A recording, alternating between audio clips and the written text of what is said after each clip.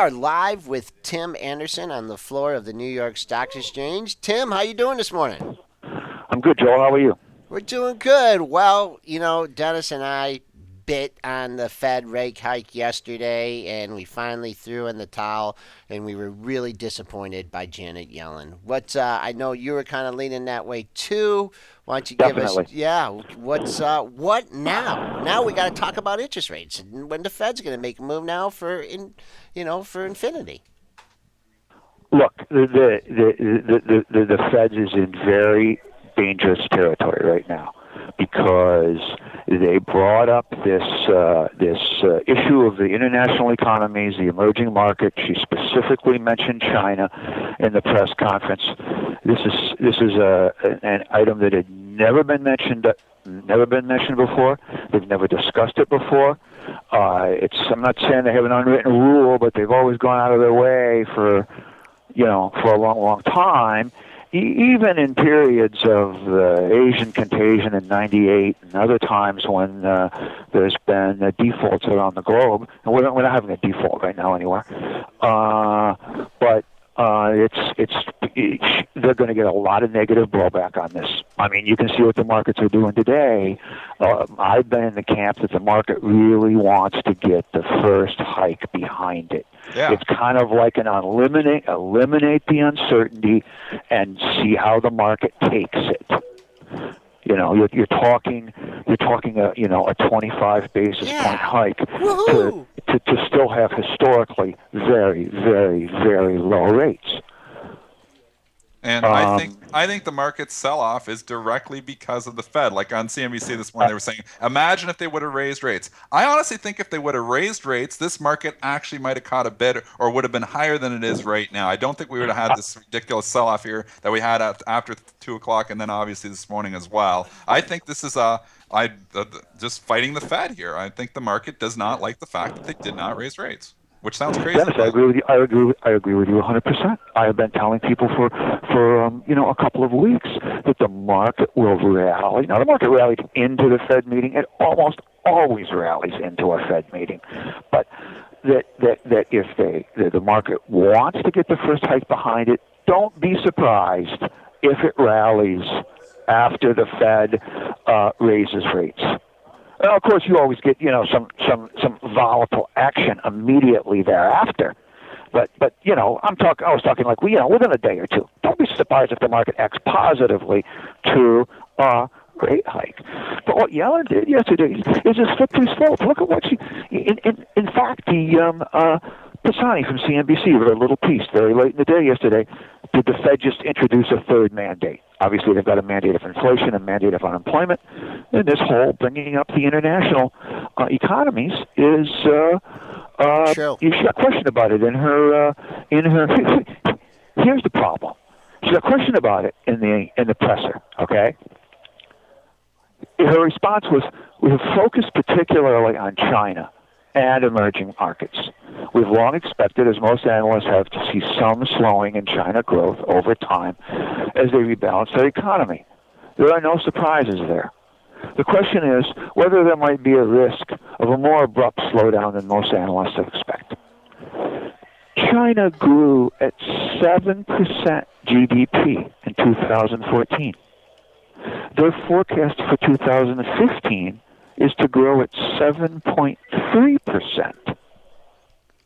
Now, many people don't really believe that those numbers are accurate. And I think that if the Fed has real hard evidence or indication or their own work that China is growing significantly less than their reported 7% GDP growth, they should share it with the markets. Because they can't be concerned about an economy that's growing at 7%. Clearly, now the question is, are they really concerned about China's stock market potentially imploding? Well, she also responded in a press conference to something to the effect, I don't have that text in front of me, we're concerned about the volatility and in the market, but we never let that weigh into our decision. talking about the U.S. market. China Tim. stock market. It's she's on a slippery slope here. I agree with you. And the market doesn't like it right now. I agree with you completely here, Tim. And if they're too scared to raise interest rates here, what does that now mean for the financials? Because obviously some of the financials have caught a bid a couple days, the last few days ahead of the Fed meeting saying maybe they're going to raise rates, and we know that was going to be good for the financials. Now all of a sudden, if you look at the action after 2 o'clock yesterday, they slammed some of these stocks. Goldman Sachs lost a couple points. JP Morgan lost a couple points. Wells Fargo. Is this bad news for the financials here now going forward? Well, sure. It's look, the financials don't have a whole lot going for them right now. Okay, a steeper yield curve would be positive for the financials. It's positive for their carry book, and it's just positive for there's no doubt that when the probability of a rate hike has accelerated from time to time during the last few months, the financials have rallied. So the other thing is a lot of investors they'd love to get the uncertainty out of the way. We're 2 weeks from the end of the quarter, so we'll probably have some cross currents there. But people manage many 10, 15, 20, 100 times more money than they did 15, 20 years ago, and they'd like to get a coherent game plan for 2016 and start to position for what they think the most likely macro landscape is. And right now it's totally up in the air. So, Tim, if you're looking, to put money to work in the market in this kind of environment here, and you're avoiding the financials, I mean, just going back in my market investing in my history, if I just would have stayed with all the utilities and stocks like that, the dividend producers, I mean, you'd be doing okay. Now you got the utilities turning here. What do you think? You think it's that's where you should put your money away? Well, look, the utilities. And the REITs have been under pressure the last 6 weeks. The utilities have been really under pressure, had been under severe pressure since really the end of January. Had a pretty good rally off the June lows. And then they've been under pressure again the last few weeks. So, yeah, if you're looking at long-term retirement money, and you stay away from any names that might have regulatory issues, the utilities and the REITs are going to give you, a better return. They're going to be closer to 4.5%, 5% than anywhere else that you're going to look. You'd have to go into real risky corporate bonds, or some other, high yield stuff to get anywhere near that. Because I would not be surprised to see them, do well, into the end of the quarter a little bit, and maybe even in the fourth quarter. What about stocks like ATT and Verizon, which obviously are dividend? They almost trade like bonds, kind of, because they're lower beta there. 5.74% dividend for AT&T currently. Verizon has a 5% dividend. What do you think of those two stocks? And they're right in that same space with the utilities and the REITs. And I'm not really closely up on either one of those two names, but if there's no potential issue with the dividend, it's almost a no-brainer, isn't it? I think so, but I mean, you do have to get worried sometimes about these stocks that get really high dividends. But clearly there's some banter that some of the oil companies might, at some point in time, if oil stays below $50 well into next year, they might cut their dividends a little bit. They're not going to eliminate them. They're not going to cut them by 50%, but they might cut them a little bit. Tim, I got a question for you here, and it's coming out of the chat, and it might be a little bit over my economics background, but I wanted to throw it to you here from Chris S. Tex. The stated rate for the Fed is not zero; it's 0 to 0.25.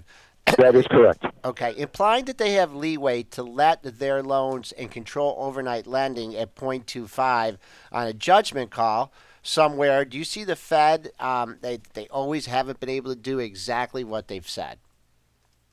Well, I don't know if this really answers the question or not, but there's certainly been, one of the things that has never, that nobody has ever really laid out is that if they were to raise rates, let's say they did raise rates, or let's say the first time they raise rates, maybe it's October, maybe it's December, maybe it's into next year, are they going to say, well, the rate is now 0.25? That would be, because really, the base rate's been, the Fed funds rate's been like hovering between like 11 and 14 basis points. Okay, so that would be an effective raise of 12 basis points. Or are they going to say the range is now 0.25 to 0.50? Or are they going to say be a little bit more aggressive and say, you know what, we want to do kind of like a one and done thing, or a one and then wait for 2 or 3 meetings. So we're going right to 50 basis points. That would be effectively a rise of like 36, 38 basis points. I don't know if that answers his question or not.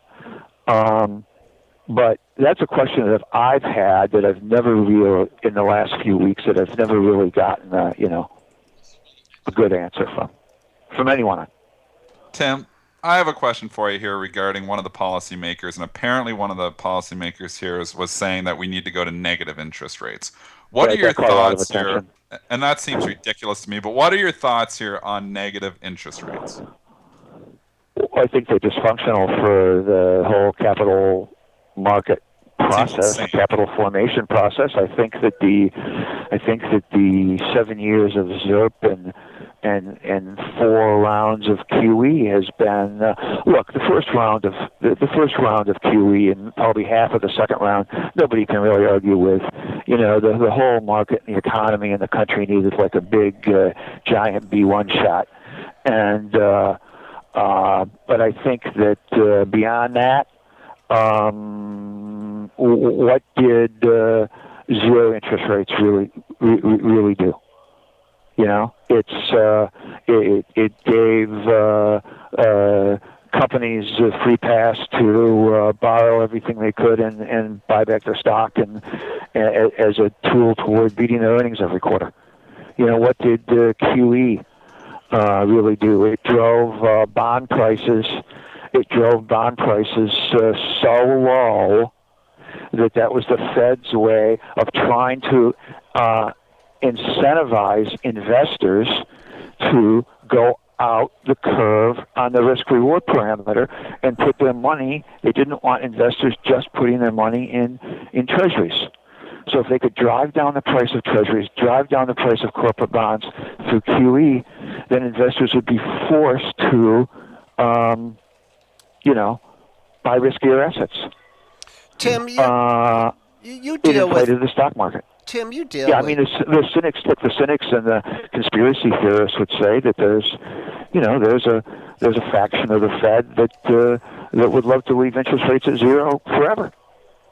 Tim, you deal with some big customers. You're not just not the retail people, and you kind of got the feeling after that washout and all of that volatility that some of the big money took some chips off the table, and we're waiting now. Yesterday, you had the big run up, and I think what you had is some managers are like, they didn't raise interest rates. I'm in trouble. I need to put some money to work. Do you think that's what happened, or were you when that rally happened? Were you just standing there with like a handful of sell orders that the people that were waiting for a relief pop to get out were out there selling, or did you, was there major buying interest from your institutional customers after that Fed announcement? I didn't see it. I mean, I can't tell you there weren't some of them that were buying, but yesterday was not a busy day for me. That could be related, unrelated. A lot of my business is totally just the luck of the draw sometimes. But I think that a lot of it was machine driven. Okay, you have these algo reading, headline reading things, and I think that the big institutions, if you're potentially a seller, Dave, look, they're not, these guys at the big 20 to 30 to 40 money management places around the world, they're smart. They're not stupid. They know that the algos run wild from time to time, and they read headlines and react. And I think when they saw the market start to break out a little bit, I don't know that they bought, but I'm sure. But they probably held back on anything they wanted to sell until they were convinced the market wasn't going like any higher that day. That's why you saw this constant move when you got above 2005, 2010 on the S&P, and it just went up, up, up, up, up, up, up. And you notice like when it faded, then one more little rally attempt, faded, and then it was like it was over. Yeah, it's kind of like, let's let it go as high as it'll go until it stops going up, and then we'll lay into it. Yeah, good way to put it. Tim Anderson, Managing Director of TJM Investments, joining us live from the floor of the New York Stock Exchange. Tim, thanks a lot for coming on here at the last second. We'll talk to you again soon. Hey, guys, have a great weekend.